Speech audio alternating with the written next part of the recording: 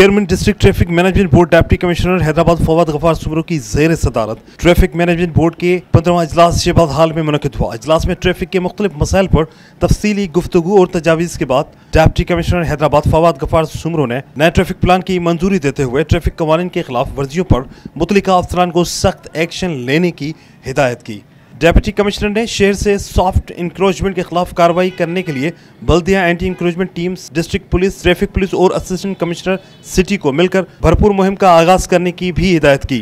Plan के मुताबिक बल्दिया हैदराबाद की जानिब से पार्किंग पॉइंट की रेगुलराइज करने के लिए मौजूदा मकामात की फराहम करदा लिस्ट की मंजूरी दी गई।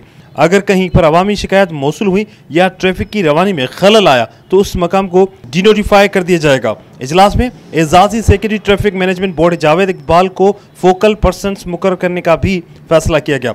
एजाजी सेक्रेटरी नए ट्रैफिक प्लान पर पेशरफ्त को देखेंगे और जायजा रिपोर्ट देते रहेंगे, जबकि ट्रैफिक मसाइल के हवाले से शिकायत chairman district traffic management board की मशावरत से हल करेंगे। इजलास में यह भी फैसला किया गया कि ट्रैफिक पुलिस और बल्दिया हैदराबाद की मशावरत से निजी कंपनी की जानिब से फराहम करदा ट्रैफिक साइन बोर्ड तरजीही मकामात पर लगाए जाएंगे।